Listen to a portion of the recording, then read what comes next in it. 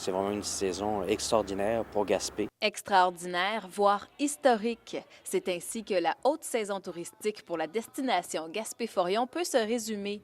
En juillet et août, tous les hébergements du territoire ont affiché complet, une situation qui pose un premier défi pour la planification de la prochaine saison touristique estivale. On a été complet 19 nuits durant cette période-là. Donc là, l'idée, c'est d'essayer de répartir les gens sur les périodes où il y a moins d'achalandage pour justement s'assurer que les gens qui viennent chez nous vont être satisfaits plutôt que de se faire retourner à la porte en se faisant dire « désolé, on n'a pas assez d'espace ». Le Parc national Forillon se prépare d'autant que son accès sera gratuit en 2017 dans le cadre du 150e anniversaire de la Confédération. On s'attend à avoir davantage de visiteurs qui vont passer par nos guérites, donc davantage de gens qui vont nous demander des informations, etc. C'est sûr qu'évidemment, la perception ne se fera pas de la même façon puisque, comme vous le disiez, on parle de gratuité. Le renouvellement des produits offerts par le parc est donc sur la table.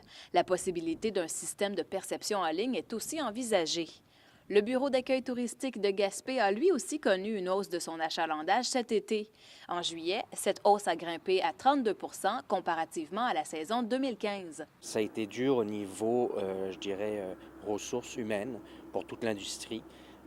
Donc, c'est une réorganisation, c'est ouvrir des bureaux pour en ce qui nous concerne beaucoup plus tard. Les dirigeants de la Chambre de commerce et de tourisme se réuniront avec les responsables de Parc Canada à la mi-octobre pour trouver différentes stratégies afin de bonifier l'offre touristique. Parmi leurs priorités, ces derniers souhaitent que les résidents de Gaspé se réapproprient les attraits de leur région. Émilie Hamon, Gaspé.